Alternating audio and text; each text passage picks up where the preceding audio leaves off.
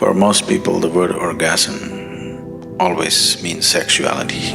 It gives you a certain sense of peak, but it doesn't take you to an absolute peak. But once one knows how to be orgasmic without the need of the physicality, then it's a perpetual orgasm.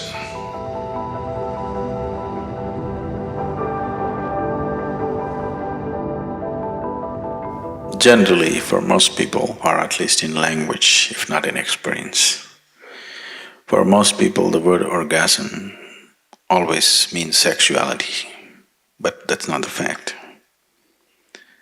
Essentially, an orgasm means an internalized ecstatic state.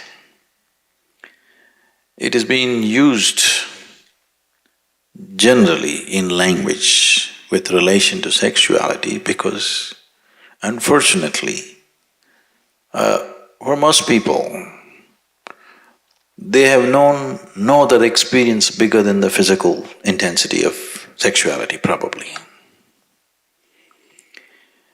Most people have not even known anything more than that. So they have started using the word orgasm for sexuality. The word orgasm means much more than that your whole organism has reached a certain peak. Sexuality doesn't do that. It gives you a certain sense of peak, but it doesn't take you to an absolute peak where every cell in your body will burst. So, it is… sexuality or sex is an inadequate activity to be described as an orgasm. It's inadequate. It is just that when physically one reaches a certain state of ecstasy, there is a limitation. But once one knows how to be orgasmic without the need of the physicality, then it's a perpetual orgasm. In India, we have a better word for this. We call this Ananda. Ananda is orgasmic. We described God as an orgasm. We said God is Ananda, Brahmananda. So when we say Brahmananda, what we are saying is, what you refer to as God is an ultimate orgasm. If you are sincere enough to look at life without the conditionings of the vested religious processes, essentially the only thing that a human being is looking for is ultimate state of pleasantness. He calls it kingdom of God, he calls it heaven, he calls it whatever. Essentially he is looking for an ultimate orgasm. He is not looking for anything else. So God has been described as Ananda, or God has been described as orgasm. Orgasm is not a sufficient word. Ananda is saying that thing in a much bigger way than the word orgasm says it. So in the East we called God as Ananda. Ultimate orgasm is God.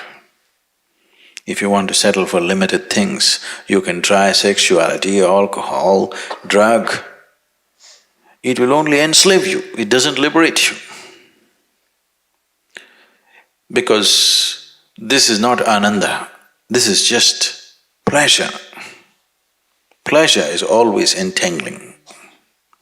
People seek pleasure essentially because joy is missing, because bliss is missing. If you are blissful, you would definitely not seek pleasure, isn't it so?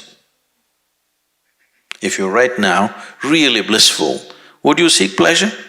Pleasure is just a shadow of blissfulness.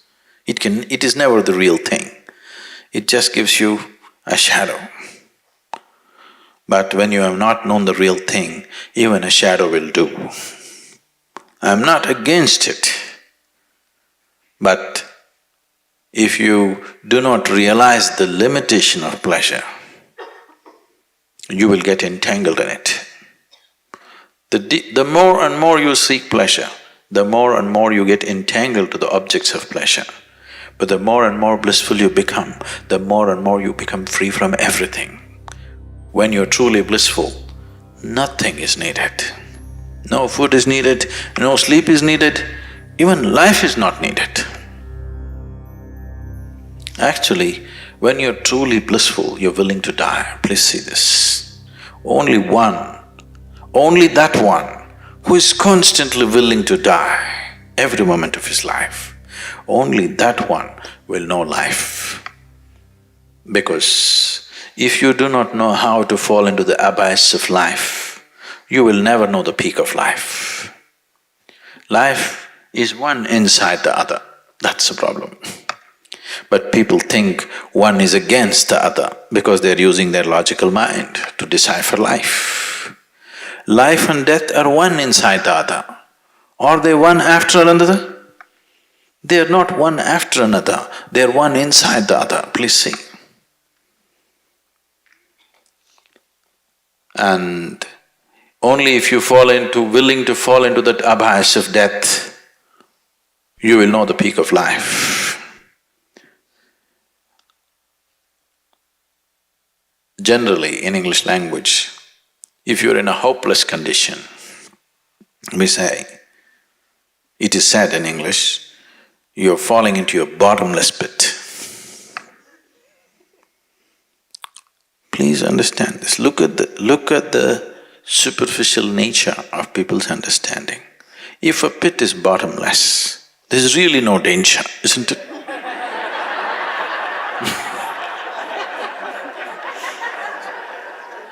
It is the most wonderful thing. If something is bottomless and you fall into it, it is an eternal free fall. Only because there is a bottom, there is a problem.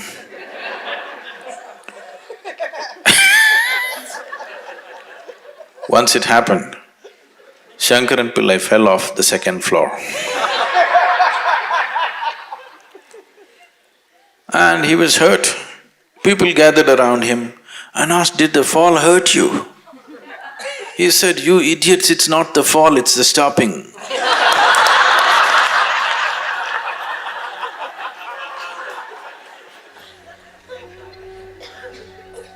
It's never the fall, it's always the stopping which hurts you, isn't it?